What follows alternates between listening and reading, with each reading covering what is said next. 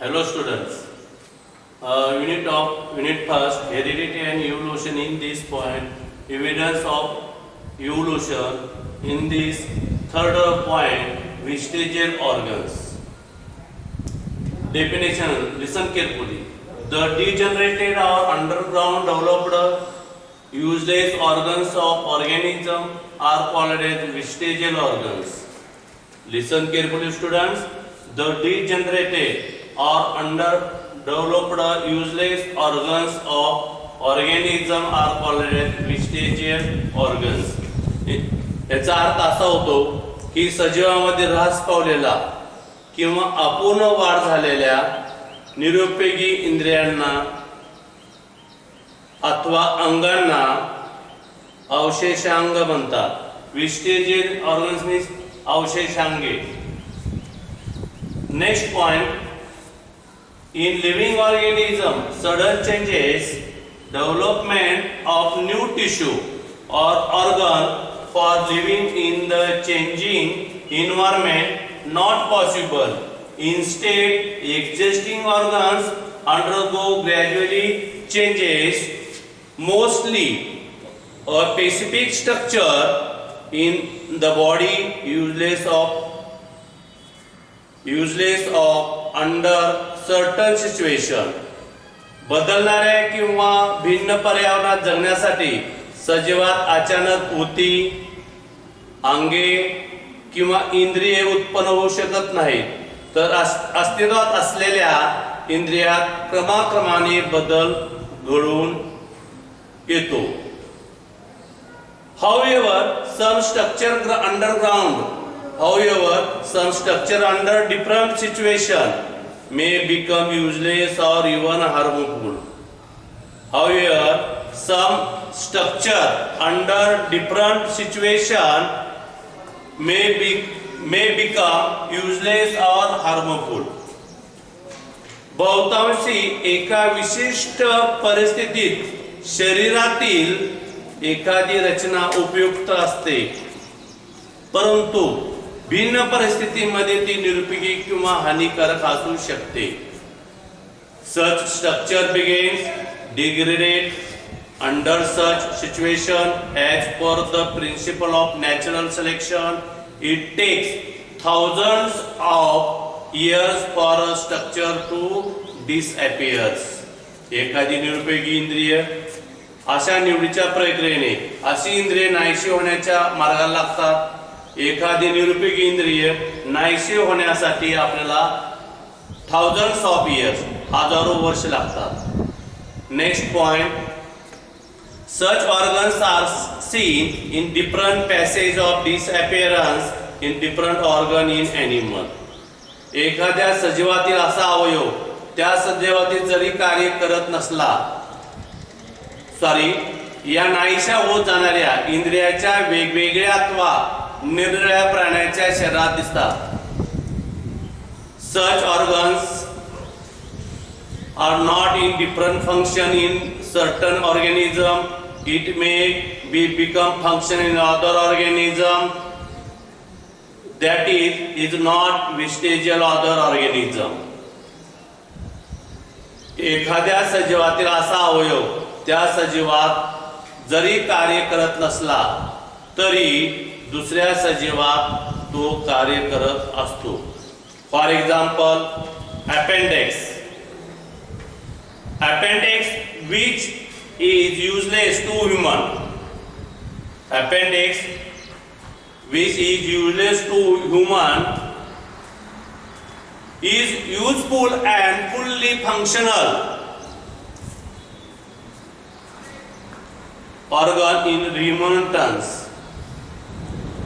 मानवाला निरुपयोगी असलेला अवयव आंत्रपुच्छ जरी उपयोग होत नसेल तरी रवंत करणाऱ्या प्राण्याच्या शरीरामध्ये त्याचा उपयोग होत असतो. Next point. Muscles of year पिना which are useless to human are useful to monkey for movement of ear pinna. मानवाच्या कानातील स्नायू हे मानवाला कान हलवण्यासाठी उपयोग होत नसले तरी माकडाच्या कानातील स्नायू त्यांना कान हलवण्यासाठी उपयोगी पडतात. Next point, various vestigial organs like tailbone, wisdom teeth and ear are present on the body of human being. माकड हाड, अक्कलदाढ, अंगावरील केस इत्यादी अवशेषांगे मानवाच्या शरीरात दिसून येतात. The diagram 1.6 listen, observe carefully and see these functions in these vestigial organs. मानवाला माकड हाड, अक्कलदाढ, अंगावरील केस हे अवशेषांगे मानवाच्या शरीरात दिसतात, पण त्याचा प्रत्यक्ष त्यांना उपयोग होत नाही, म्हणून त्याला निरुपयोगी अवयव असे म्हणण्यात आलेले आहे. Next point, paleontological evidence. Paleontological evidence म्हणजे पुराजू विषयक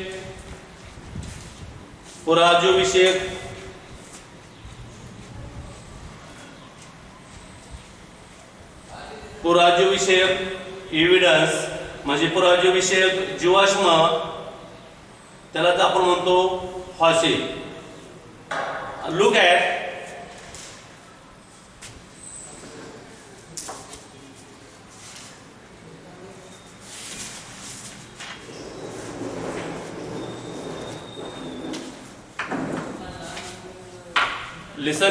listen carefully students. For paleontological evidence, पुराजू विषयक पुरावे, जीवाश्म विज्ञान. A questions may be arises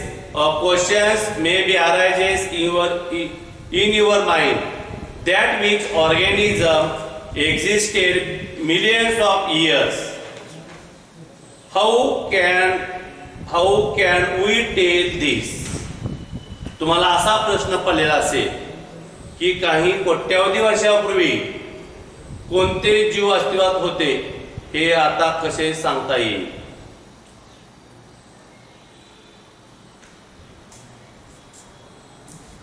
Now this secret has been hidden in the earth. This secret has been hidden in the earth. याचे रहस्य पृथ्वीच्या उदरात दडलेले आहे. Large number of organisms get buried due to disaster like flood, earthquake, volcano. It is remittance and impregnation of such organisms remain preserved underground. This is called as fossil. पूर, भूकंप, ज्वालामुखी यासारख्या एखाद्या आपत्तीमुळे मोठ्या प्रमाणात सजीव गाळले जातात. त्याचे अवशेष ठसे जमिनीखाली सुरक्षित राहतात, त्यालाच जीवाश्म असे म्हणतात. Study of fossils in important expect to study evolution. जीवाश्माचा अभ्यास हे उत्क्रांतीच्या अभ्यासाचे एक महत्त्वाचे अंग आहे. Carbon detecting, carbon वयोमान.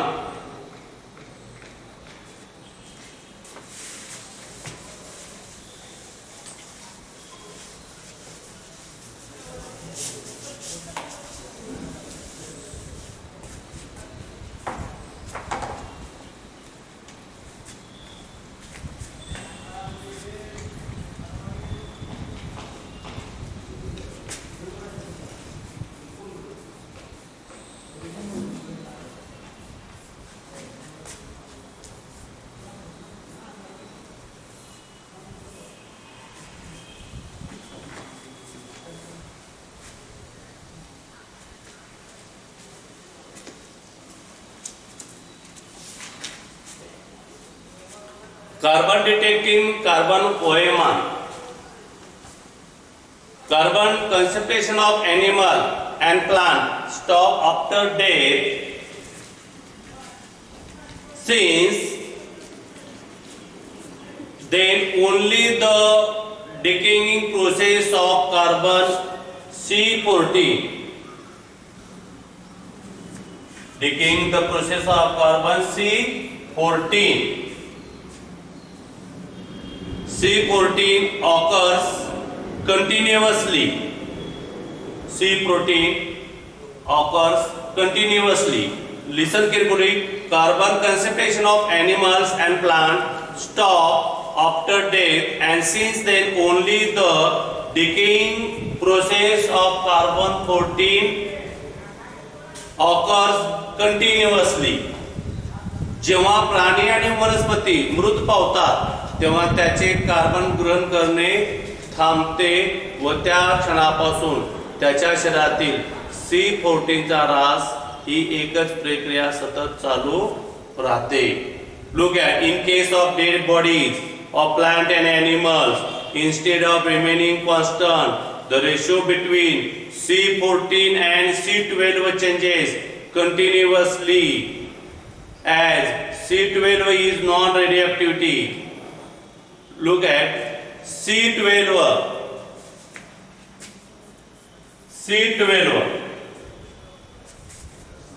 ही किरणोत्सर्गी नसल्याने मृत वनस्पती किंवा प्राणी यांच्यातील C14 आणि C12 याचे गुणोत्तर स्थिर न राहता सतत बदलत असते. What is by carbon detecting? The time passed since the death of plant and animal can be calculated by measuring the radioactivity of C14 and ratio of C12 to C12 present in their body. This is called as carbon detecting. Listen carefully, students. The time passed since the death of plant and animal can be calculated by measuring the radioactivity of C14 and ratio of C14 to C12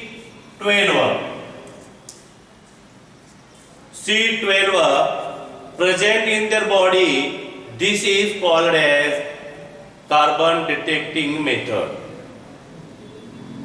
एखादी वनस्पती किंवा प्राणी मृत झाल्यानंतरचा काळ त्यातील C14 ची सक्रियता व C14 व C12 ची गुणोत्तर काढून कालमापन करता येते. यालाच कार्बनी वयमान असे म्हणतात. Next point, it used to pentology and electrology for determining the age of human fossil and manuscripts. याचा उपयोग पुरातन अवशेषशास्त्रात व मानवशास्त्रामध्ये मानवी अवशेष अथवा जीवाश्म या हस्तलिखित याचा काल ठरवण्यासाठी होतो. Once the age of fossil being determined by the such technique, it become easy to decode the information about other erstwhile organism. अशा प्रकारच्या तंत्राद्वारे जीवाश्म काल निश्चिती केली की त्यांना कालमापनानुसार एका कोष्टकामध्ये बसून त्या काळी असलेल्या सजीवाबद्दलची माहिती मिळवणे सोपे जाते.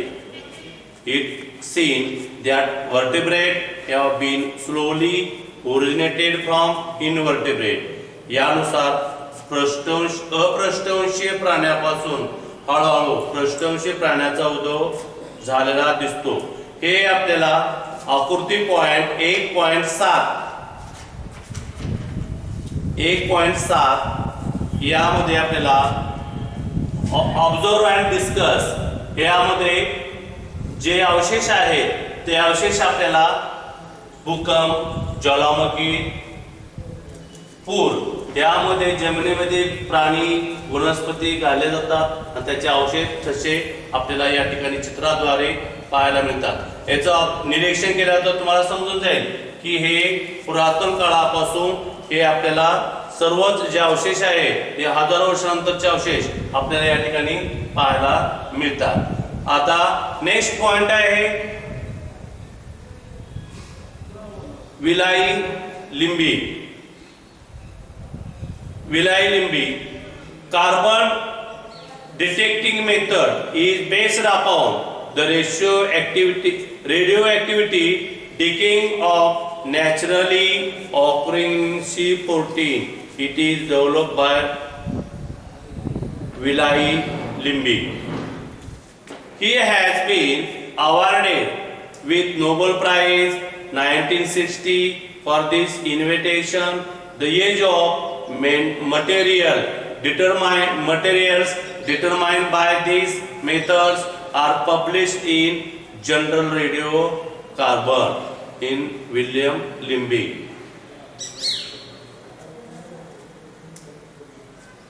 हे जे प्रश्न आहेत याच्यावर तुम्हाला व्याख्या लिहा, टिपा लिहा किंवा MCQ ला मल्टिपल चॉईस क्वेश्चन असे या ठिकाणी पडू शकतात. Write the name of vestigial organs in answer question 1B. The follow down the questions in 1B in these vestigial organs or carbon detecting methods are question fall down in this examination. Students, in this point have vestigial organs, pathological evidence have complete. In studying our homes you have carefully observe the diagram carefully and these questions solve in this point.